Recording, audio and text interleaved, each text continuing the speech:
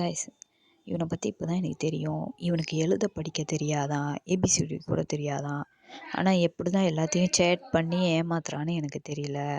கண்டிப்பாக இவன் கூட ஆள் இருக்கும்.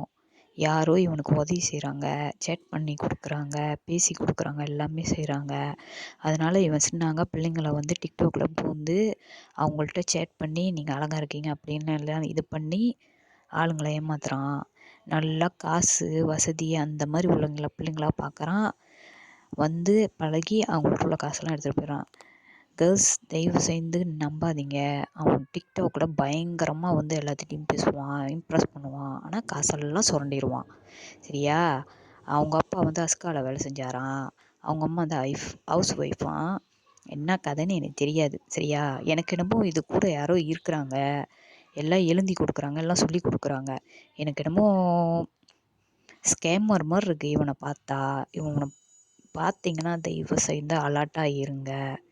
ஓகேவா? கோலசிலைங்கூரில் தான் உள்ளவன் அவன். ஆனால் இப்போ எங்கே இருக்கான்னு எனக்கு தெரியாது. நான் தேடிக்கிட்டு தான் இருக்கேன். நான் பாலையில் ரிப்போர்ட் பண்ணி சூறாலாம் வச்சுருக்கேன். எல்லாருமே தேடிட்டு இருக்கோம். முடிஞ்சால் இந்த நாயை எங்காசம் பார்த்தீங்கன்னா பாலையில் போய் ரிப்போர்ட் பண்ணிடுங்க. அந்த ஒரு உதவி மட்டும் செய்யுங்க. இப்போ எந்த கேர்ள் அவன்கிட்ட மாட்டி ஏமாந்துக்கிட்டு இருக்குன்னு எனக்கு தெரியாது.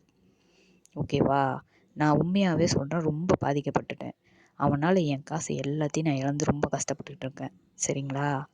இவனெல்லாம் நம்பவே கூடாது. இதெல்லாம் வீணாக போன குடும்பம். சரிங்களா? நான் நினைக்கிறேன் இதெல்லாம் குடும்பமாக சேர்ந்து தான் இதுங்கெல்லாம் செய்துங்கன்னு. எல்லாம் சொந்தம் பந்தம்லாம் சேர்த்து செய்துங்களா என்னன்னு தெரில. ஆனால் சொந்தம் பந்தம்லாம் என்கிட்ட சொன்னாங்க, எங்கள் வீட்லேயும் பொம்பளை பிள்ளை இருக்குது, நாங்களும் பார்க்கணுன்னு. உங்கள் வீட்லேயும் பொம்பளை பிள்ளை இருக்குது, அதை நீங்கள் பார்த்துங்க. எனக்கு செஞ்ச துரோகம் உங்கள் குடும்பத்தையே ஆட்டி படைக்கும். கொஞ்சம் நெஞ்சமாக பட மாட்டீங்க, இதோட துரோவாக படுவீங்க. நான் இப்போ பட்டு என்ன மாதிரி சூழ்நிலை நிற்கிறேனோ அதை விட துரோவாக படுவீங்க.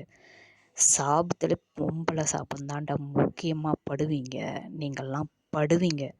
என் கண்ணார நான்